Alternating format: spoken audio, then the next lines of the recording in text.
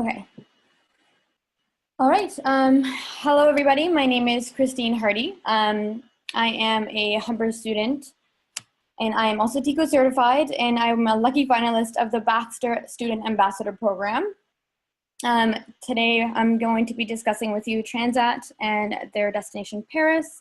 Let's go ahead and look at our agenda today. Oh, hold on, give me 1 second. I'm starting in the wrong place. Sorry about that. Okay. So taking a look at our agenda, a little bit about me, then we're gonna go ahead and take a look at Transat, the beginning, their destinations, Paris, things to know when traveling to Paris, the sights and the lights, thank yous to everybody, and then we can go and finish off with the questions and answers. First of all, so a little bit about me, my story. I was born in Bogota, Colombia. I was adopted by a fantastic French-Canadian family where I was welcomed by 3 brothers and 1 sister who is also adopted. We lived in Quebec for about 3 years, and my father decided that he wanted to live in Costa Rica. We then lived in the stunning country that Costa Rica is until I was about 11 years old. After my father's untimely passing, my mother decided to move us back to Canada to Toronto to be close to my brother and my family. After high school, my first post-secondary program, and a small necessary career change, I decided to pursue my love of travel and the world at Humber College. The 3 periods represent my future, which is still to be told. I've got a taste for exploration, new cultures, new countries from an early age. It's always been a passion of mine to explore the world around us and the world and to work in the travel industry. Now that you've gotten to know a little bit better about, or a little bit about me, let's talk about Transat.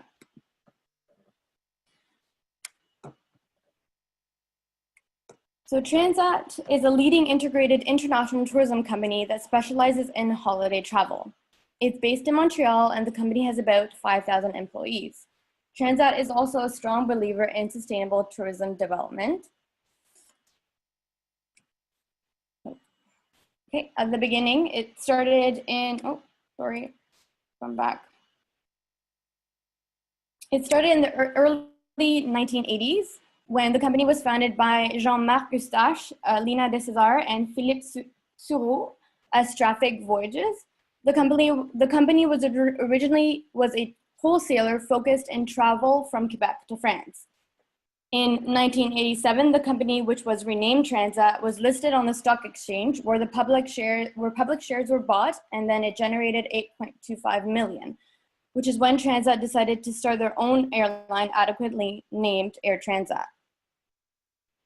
Following Air Transat's creation, Transat acquired companies in France, United Kingdom, and the rest of Europe. They also opened offices in Mexico, Dominican Republic, and Florida to be able to provide better services to their guests. Following that, Transat's corporate responsibility is to be the Transat's goal is to be the North American leader in the tourism industry when it comes to sustainable development. In 2015, Transat began the process of obtaining Travel Life certification, and in 2016, they became the first tour operators in North America to earn Travel Life Partner status. To help accomplish their goals, Transat has 4 pillars of action. Communities, which is providing support in its origin and destination countries. Environment, Transat works towards reducing the environmental impact and encourages its employees and partners to do the same. Workplace, Transat cares about their employees and also encourages them to commit responsible tourism development. And finally, operations. Transat increasingly offers sustainable products and services to its customers, as well as raises awareness of responsible tourism. And then we're going to discuss destinations. So Transat goes to 60 destinations in 26 countries through the Americas, Europe, and Middle East. On the map that you see in front of you, you'll see the destinations that we travel to from Canada. Some of these are Colombia, El Salvador, Florida, Mexico, Haiti, Ireland, Scotland, Croatia, and Paris. Today, we will be discussing Paris. Paris, also called the City of Lights, or the capital of fashion, is a very recognizable city. I feel like if you were to ask anyone that you might meet on the street to name an attraction in France, most people automatically think of the Eiffel Tower. Paris has so much to offer, from being one of the most beautiful and romantic cities in the world, with incredible architecture, history, and being highly influential in the world of art, culture, design, cosmetics, and let's not forget food. Before we explore Paris, I felt like it was, I could offer a couple worthy tips and pieces of advice that you might want to share with some clients that are headed off to Paris. French is the official language and the currency is euros. Paris is the capital and there are 2.2 million people living in Paris. Tipping is not required in restaurants, although it is very appreciated. Something to also keep in mind is opening times. Most grocery stores and pharmacies are closed on Sundays. Some attractions aren't open on Mondays or Tuesdays. For example, the Musée d'Orsay is closed on Monday and the Louvre is closed on Tuesday. So if you're headed off to these attractions, you want to make sure that they are open before you show up. Plan ahead.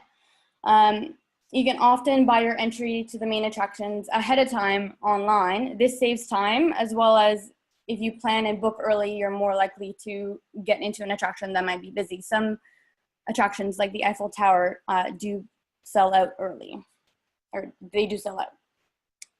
Getting around in Paris is fairly easy. I would also suggest, other than walking, is to take public transit. You can easily buy a carnet or a book of 10 tickets instead of a single journey ticket. A single journey costs 1.9 euros and a book of tickets is 16 euros. So in the end, it does save you money. Transportation is free for kids under 4 and half price for kids between 4 and 11 years old. Something to consider is safety. Like any country that you may go and visit, any city, you just have to be street smart. Be aware of pickpocketers. That's something that is quite known in Paris. And don't forget an adapter. They have different plugs than we do here in North America and Canada. So just bring either a universal adapter. If you bring it from home, it'll likely save you money than if you were to buy it there. Paris is an absolutely beautiful city. Relax and enjoy the view. You know, it's not as fast paced as it might be in here in Toronto. When you're at a restaurant, it may take a little while for the server to come up and bring you their, you know, your cup of coffee. Just enjoy, relax, and take in the sights. And although we were talking about Paris today, there are many great one-day trips that you can take that are quite close by that are definitely worth it. Like I said, there's something in Paris for everyone. For the architects, the shoppers, the foodies, the historics, and even if you bring your family, there's a Disneyland Paris. Oh, we're stuck. Sorry. Oh, there we are. Okay, so some of the pictures that I have depicted here are the Arc of Triumph, macaroons. I don't know if I've got other foodies here listening today, but I absolutely love food. Oh, sorry, my screen is a bit cut off. I'm just gonna try and fix that.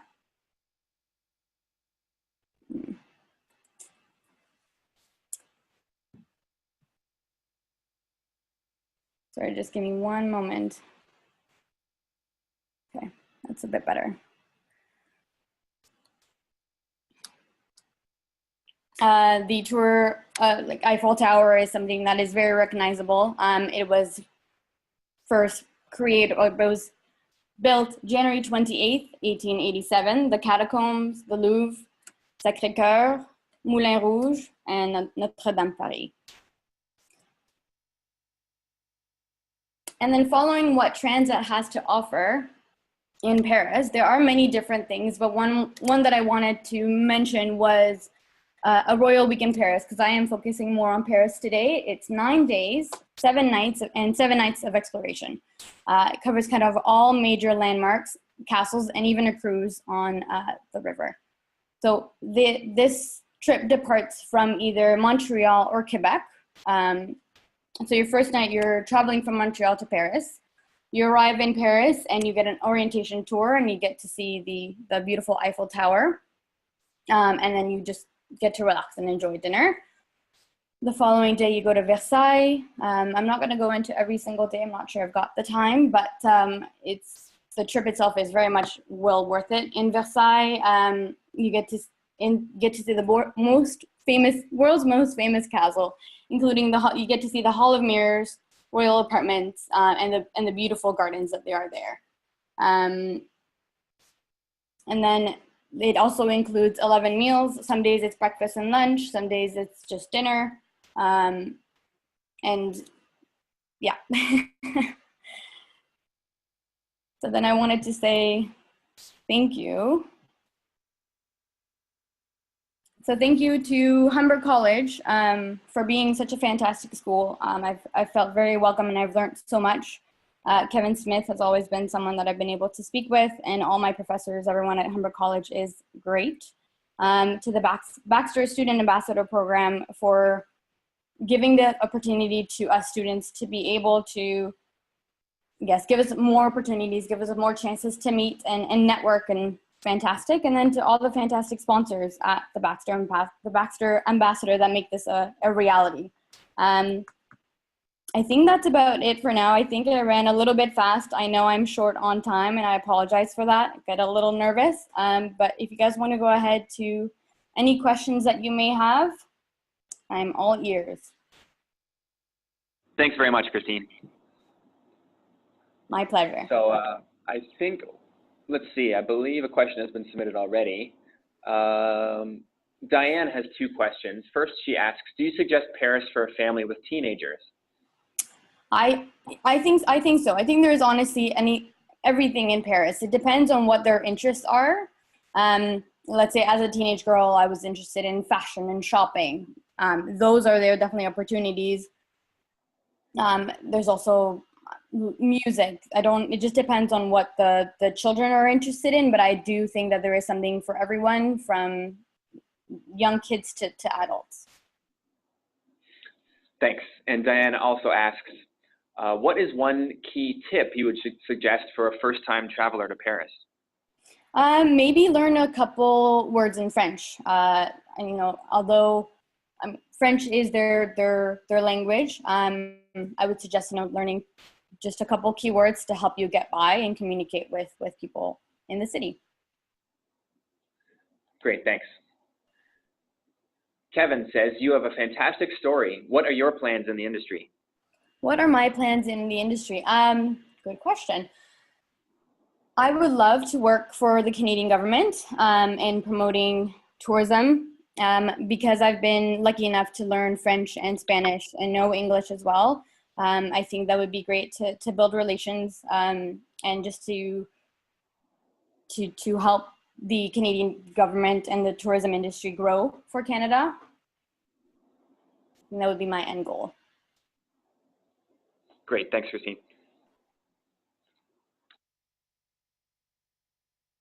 Ian Stalker here at Baxter Media has a question. Hi, Christine. Do you think, obviously everybody recognizes some of the Paris attractions, like the Eiffel Tower. Mm-hmm. Do you think there are a lot of attractions Canadians are unaware of in the city?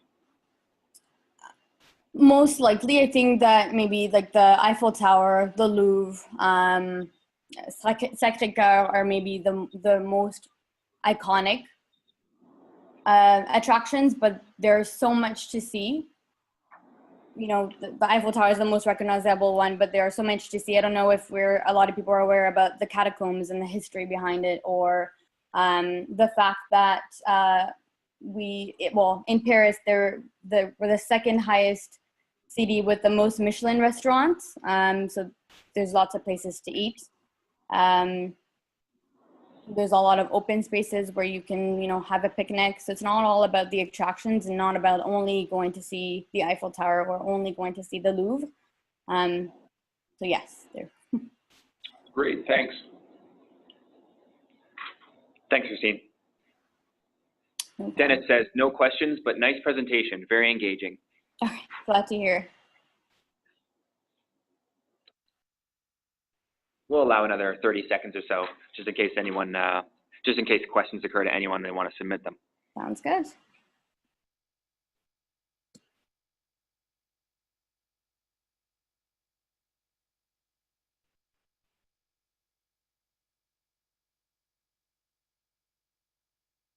Carol asks, what about sports fans or sports tourism in France?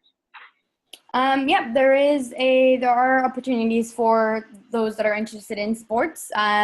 Depending on the time of year that you visit, there are Le Tour de France, which is a bicycle tour, as well as there is a stadium that you can visit that hosts different, believe it's soccer, and even, if I'm not mistaken, rugby, but that's something that I can definitely look into and get a more educated answer on. But I do know that there is sport tourism in France and in Paris. Carol says, very good, thank you.